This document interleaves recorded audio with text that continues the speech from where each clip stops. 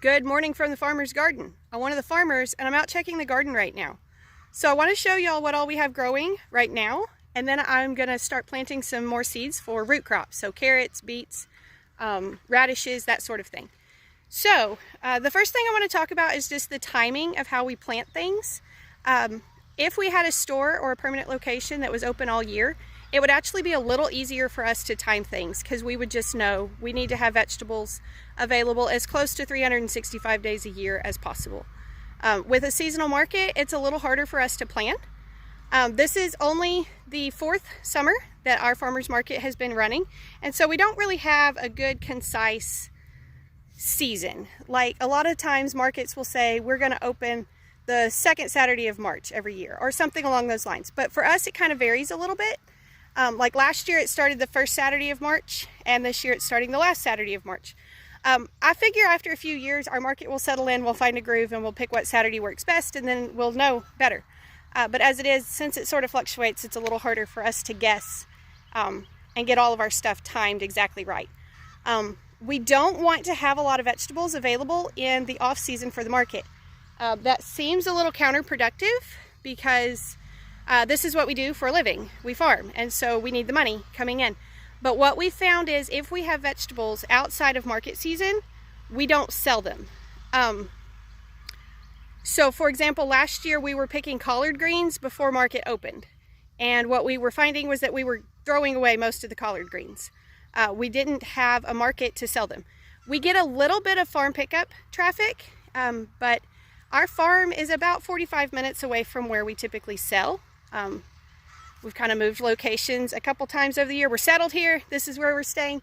But it created a distance between us and our established market.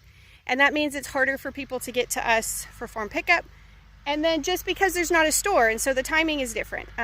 Americans are very much convenience-based shoppers.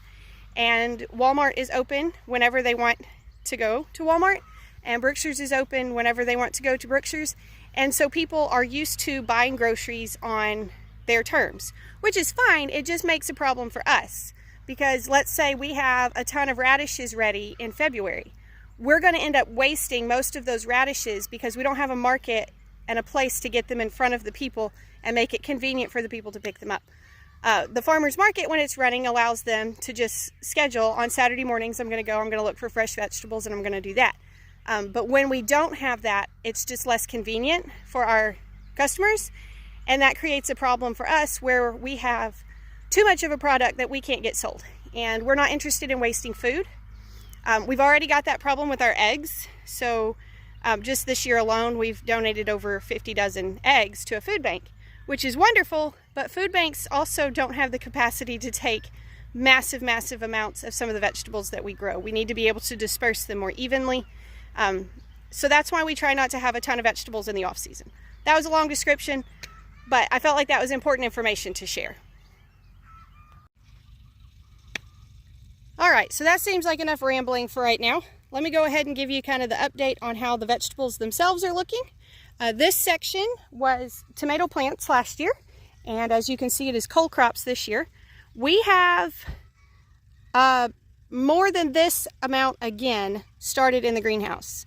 I'm not certain where those are going out. I think we're probably going to move down to where the watermelons and pumpkins were last year, but it's always kind of a juggling act to try to make sure we have the right space in the right places. All right, so we have not sold Brussels sprouts before. We've attempted to grow them.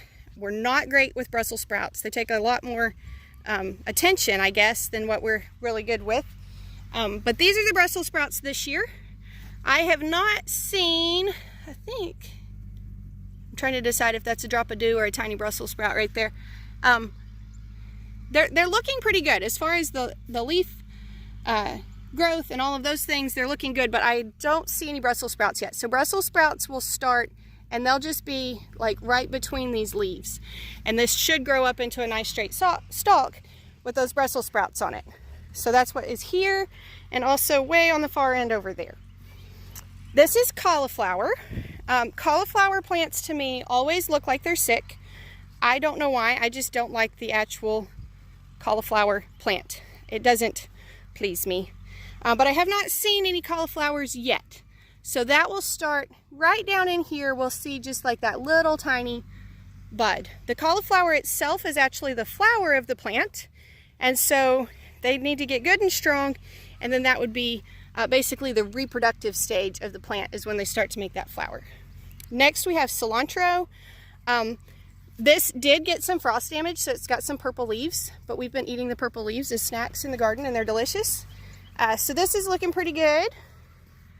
Again, some cauliflower on this end.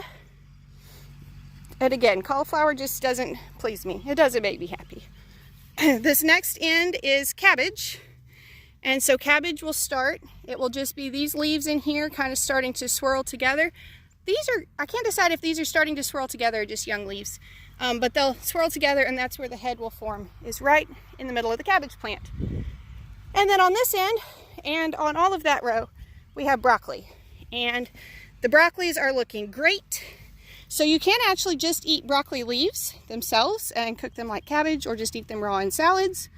But what we're waiting for is that broccoli crown to form right down in there. And again, that's like cauliflower, where the broccoli crown is the reproductive stage. It's the flower of the plant. So these plants are looking amazing. They're very healthy, but they're just not making those heads yet. But I can't remember. I don't think these have been out, I'm thinking like right at a month.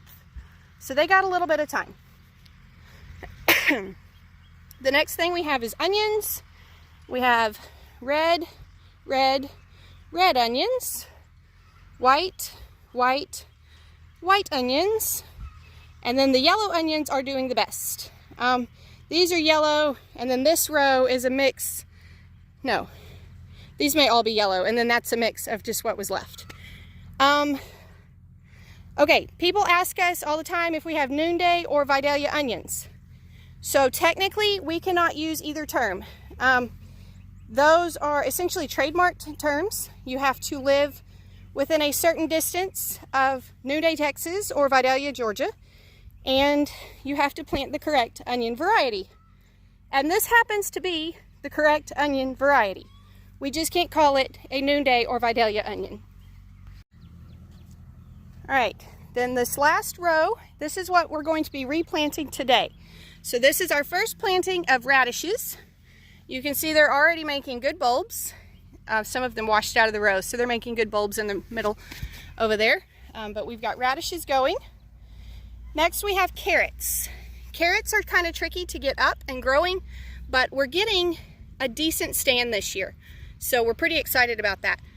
They'd like the ground to be moist as they grow, and then they're such a delicate plant that they have trouble with our concrete sand.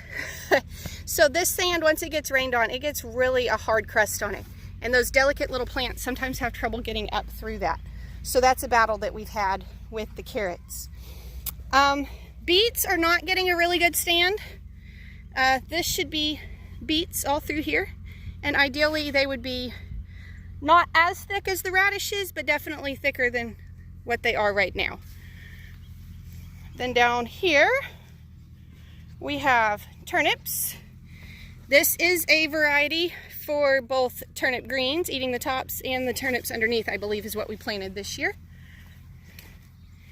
Down this way, we have English peas or snow peas, whichever name suits you. And again, we didn't get a really good stand on those. We got a cool snap right after those went out, and they were not very happy with the weather, so we didn't get a good germination on them. But this, except for the snow peas, the root crops up there is what we're about to be planting again in just a minute. All right, so the first step in replanting these seeds was just to loosen up the soil. I just used the stirrup hoe to break up that top crust. I will also note this row where the seeds are already started was the very edge of the garden last year. So all of these rows on this end are new ground. So we're going to fight a little more with compaction and weeds on this end of the garden, not only because we don't have the plastic, but also because being the edge of the garden, more weeds were allowed to grow last year, just because you have to let something go, and weeding on the outside of the garden is what gets let go around here. You just can't do it all. So you can see goat weeds, don't know that it's only March. That's a pigweed. Pigweeds are purple on the bottom, that's how you know the difference. Pigweed, goat weed, but they don't know that it's only March. So, yeah. But I broke up this ground and we'll get some seeds started. All right, hopefully you'll be able to see what I'm doing reasonably well with this. There's not a good way to hold a camera and plant tiny seeds. So the first thing I'm planting is radishes. We like this Rover variety. It makes big, pretty red globe radishes. I love the different colorful ones, but they don't sell as well. So we do try to narrow down to what sells well, because after all, we don't make money if we don't sell it. And like I say, we don't want to waste the food by having something that isn't what people like. So I don't know if you can see that very well. It's pretty glary out here, but they're teeny tiny seeds. I can put these reasonably close together, but I don't want to get them too close because then it stunts the growth of the bulb. So I'm going to just kind of drop them in, scattered out a little bit, and what I'm going to do is just plant about 5 or 10 feet of these, and I'm going to do basically a row on this side and a row on that side of the drip tape that's down in the middle of this, and that will let us get extra plants out of this individual space, because like I said, spacing things, timing things, getting it all in the ground and having room for it is kind of a big deal around here, because we just don't have acres and acres of space like some of the bigger guys do. So that's what I'm going to be working on. Tiny seeds, radishes, turnips, carrots, and beets will be going out today. The next thing I'm going to plant is carrots. The carrots and the beets that we have this year are what's called a pelleted seed. So they just have this coating on there. This is just a water-soluble coating. This would allow us to use a planter unit to put these out. The carrot seeds are so tiny that there's no way to adjust a planter, an automatic planter, to plant something that small. So this would let us use a tractor to plant them. What won't let us use a tractor to plant them is time. The tractor is not yet set up for this, and we really need to get these in the ground. I don't need any setup to get started, and planted is always better than perfectly planned. Yeah, it'd be great if the tractor would do this instead of me, but I'd rather get it in the ground instead of waiting another few days to get that ready when we have so many other projects waiting on us. All right, I finished planting seeds. I just opened the sides of the greenhouse because it's hot in here. This is the time of year we need to make sure we're getting good ventilation. We have the plants that need some heat, but they don't need to die. So we have tomatoes. These are all the tomatoes and peppers that we will be planting. We also need to start our seeds for selling plants. We've got cilantro. Oh, it is really hot on this end. It's hot down here. Okay, these are also all the cole crops that we'll be transferring outside, probably maybe later this week, probably next week. But again, cauliflower, cabbage, broccoli, lettuce, and spinach. So there's not currently lettuce or spinach out, but this lettuce, we could technically pick some of these leaves now. We're not going to, because we want it to keep growing. Same thing with the spinach. This would just be baby spinach. But that's why we didn't start that before. We would not want this much lettuce and spinach available when our market isn't running, because then we would have wasted food. We wouldn't have a good way to sell it. Again, the pickup and the drop off and all the things are a lot more inconvenient for people, and so we end up not selling it. So that's why that wasn't planted with the first round. We did have a little bit of lettuce out. We've just ended up eating all of that. But this will be ready by market in March. And then again, peppers and tomatoes will go out in our garden after a while. And we do have trays of seeds that we need to start for those.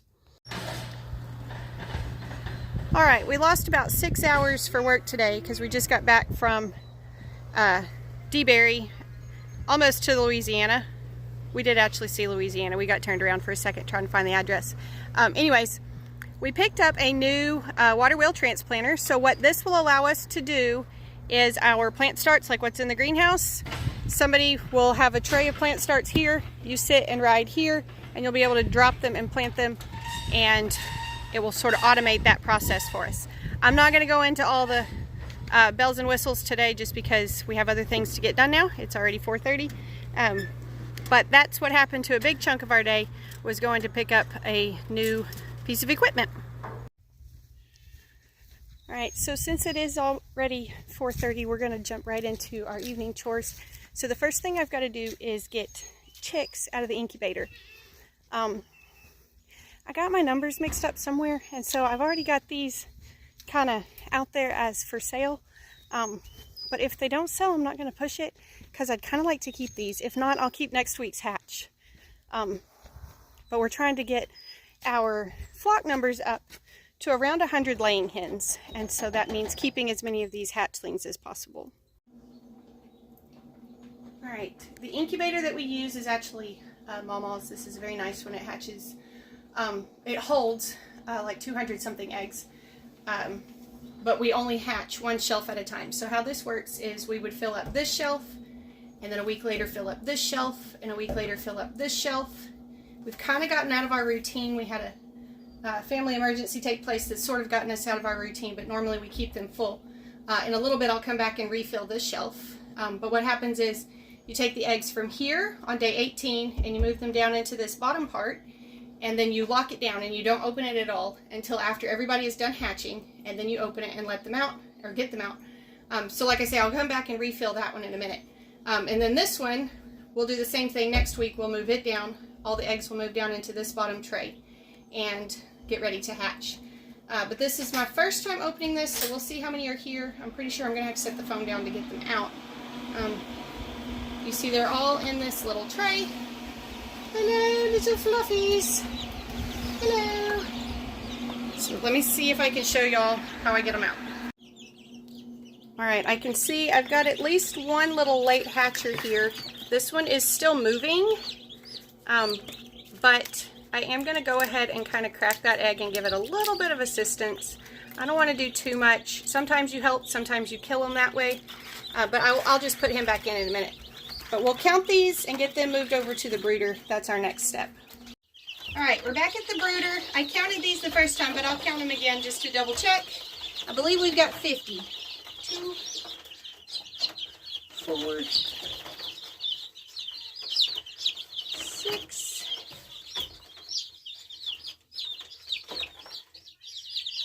8, 10,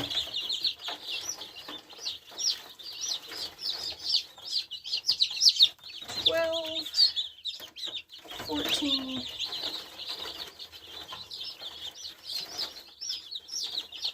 16, 18, there's 20,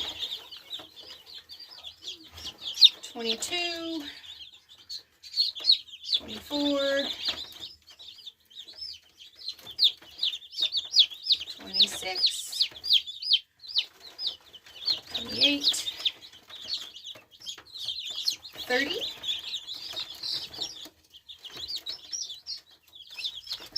32, 34,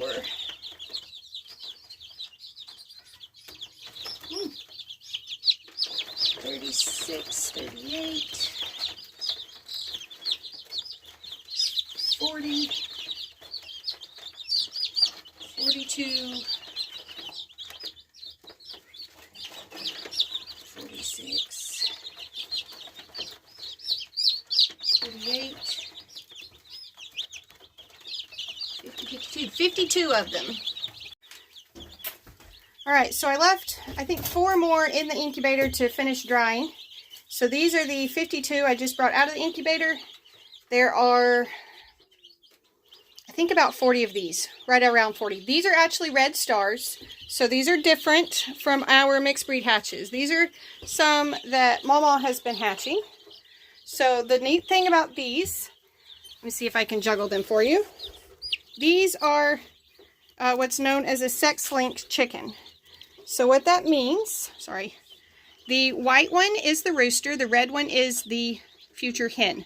So boys are all hatched white, girls are hatched red.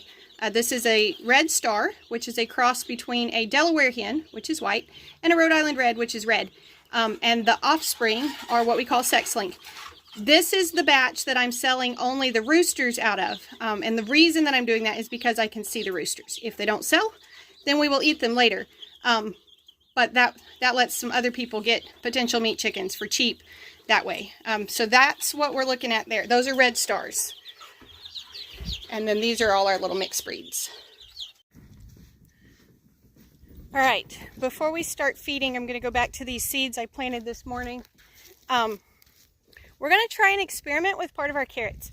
I showed y'all where the ground gets really hard. That is the type of sand that we have here. We call it concrete sand. Brandon was talking to a good friend of his the other day and telling him about this sand.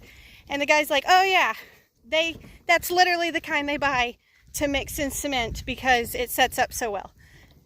Oh, cool. Oh, cool. So that's what we have. Anyways, because it makes a big crust, we're going to try something different on carrots. I planted 2 chunks of carrots so that I would have one to do an experiment with. And what we're going to do is basically create like a miniature greenhouse type environment.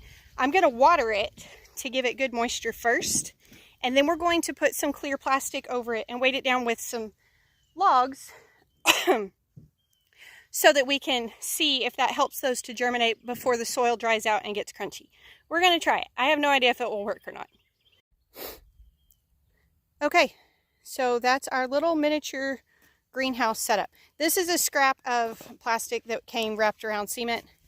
This is not necessarily what I would recommend to use, but it was already roughly the right size, so that's what we went with rather than cutting a fresh piece. And then I'm just going to take the watering can and put a little water on top of these that went out today. But this whole thing will get drip irrigation within a day or 2 anyway, so I'm not real worried about it. A quick visit to the potato patch says that potatoes are also doing their thing. This is a yellow potato that was planted about a week ago. This is where the eye was on the potato we cut up, and you can see it's already put out roots. So potatoes are doing their thing. Yeah, chickens! Yeah, chicks! Yeah, chickens! Come on, chicks! Hey, ducks! Yeah, chickens! Chick!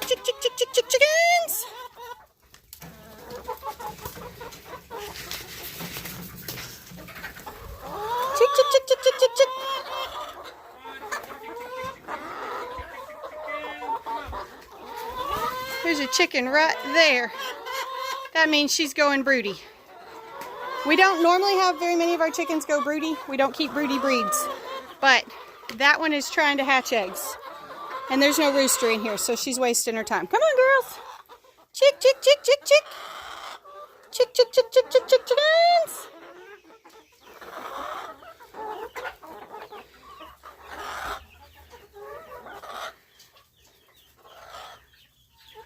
Ooh.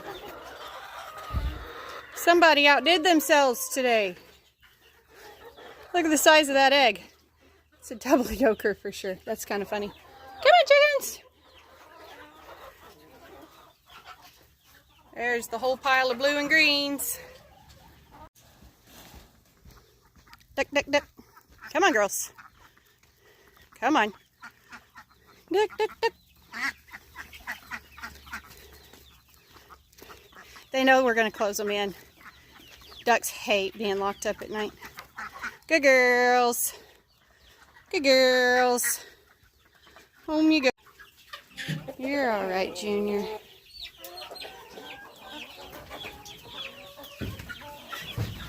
Oh, still working. How would we handle 1,000 eggs a day? I don't know.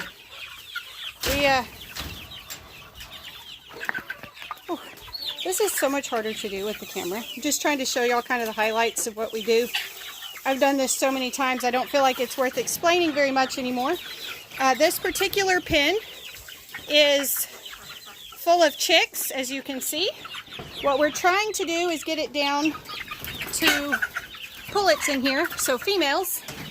So what we're doing is we're removing the ones that we identify as roosters. So that guy right there with the bright red comb, I'm not going to try to chase him down today, but pretty soon he'll be moving to a different pen. I'll show you that pen in a minute. But what we're trying to do is get it down to females in this pen so that we can kind of spoil them a little more than the roosters. And the roosters will feed differently so that we can eat them later.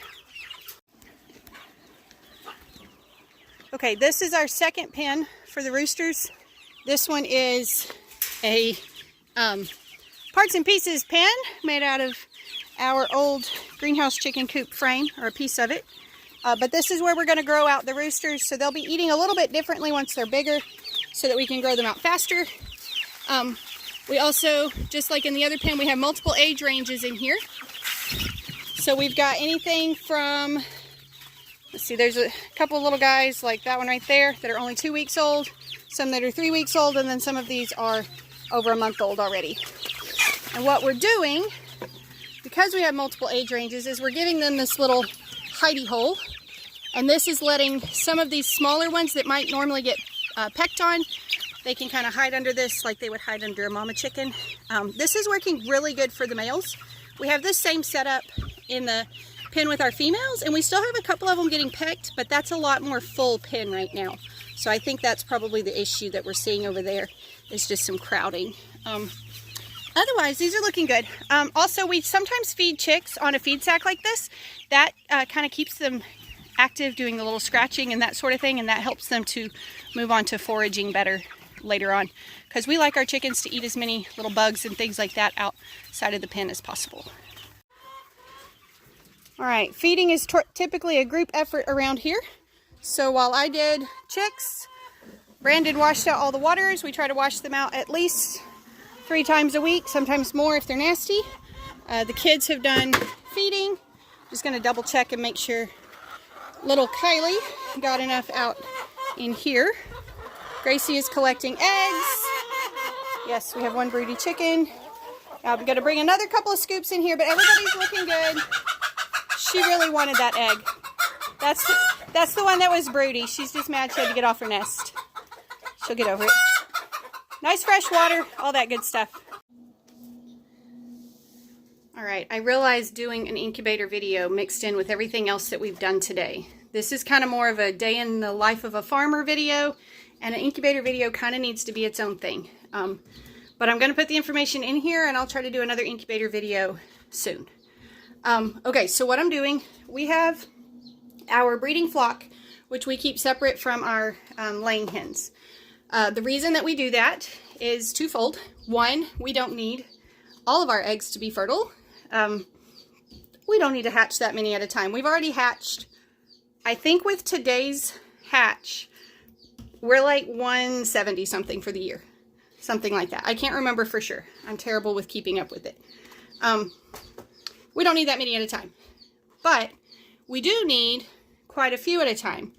So what we do with our incubator, this one will hold 96 eggs on each shelf, but the bottom hatch tray will only hold, I think it's 72 eggs, something like that. So that accounts for some that you're going to get to and candle and find out that they're not any good.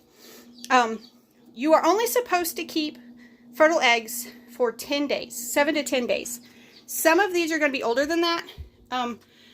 Like I say, we had a family emergency that kind of threw everybody around here off a little bit, and so I'm off schedule. But what I'm going to do is I'm just going to put them all in, and in a few days when we kindle them, I'll know what I should take back out, what's not going to do any good.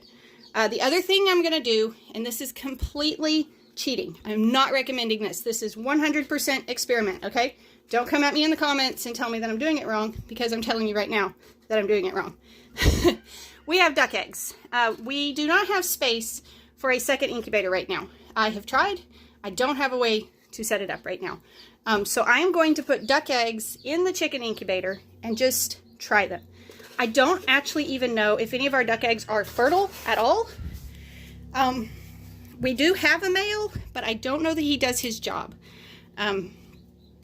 He has 1 male, 5 females, and I think that's kind of the wrong ratio. So I'm not even certain that our eggs will be fertile. So there's that. Anyways, what I'm going to do is put in the chicken eggs, and then I will put some duck eggs in here, and I'll come back in a few days and I'll candle everything, and I'll pull out what's not doing anything at that time. All right, I'm going to go over this one more time. Again, I need to make an incubator specific video. This is kind of a lot to throw into this one, but it is part of what we did today, so I'm going to cover it. We have, I believe I said 87 of these hen eggs and 47 of the duck eggs. Again, I am aware the duck eggs hatch at a different temperature at a different time, all the things. They're also dirtier than you would normally put in the incubator. This is 100% experiment. We know it may fail. We're okay with that. So this incubator has the 3 shelves. So I'm going to put the hen eggs up here. This is a shelf that will hatch next week. I'll put the duck eggs down here, and I put on the calendar so that I know when to rotate everybody. You don't want to fill up all 3 shelves at the same time, because then you're going to be scrambling trying to find where to put them. This bottom part only holds right around 70 eggs. I filled it up this time. I know it only holds around 70 something eggs. So you don't want to put eggs in all 3 shelves at the same time. You want to start them about a week apart. The reason I'm starting the chicken and the duck at the same time is because I get a week between those hatches. The chicken eggs will be 21 days, so right at the end of this month, and the duck eggs are 28 days, so right at the beginning of next month. That's why I'm doing it that way. And again, it's completely an experiment with the duck eggs. All right, that about wraps up the day. We're down to piddly stuff now. Washing eggs, putting them in the fridge, supper, that sort of thing. So you can see we got a lot done. Even if we took 6 hours on picking up a piece of equipment. We're super excited about the equipment though. We'll hopefully do a video on using that. We'll practice with it first and then hopefully do a video there. Like I say, I need to do an incubator video. We'll get to that very soon. But that is a day in the life of the farmer in March. It is all completely crazy this time of year. So I hope y'all enjoyed your visit. By the time I get this video together, it's going to be a long one. So if you stuck around and watched till the end, thank you. I appreciate it. Y'all be sure and tell your friends about us so you can come back when you can stay longer.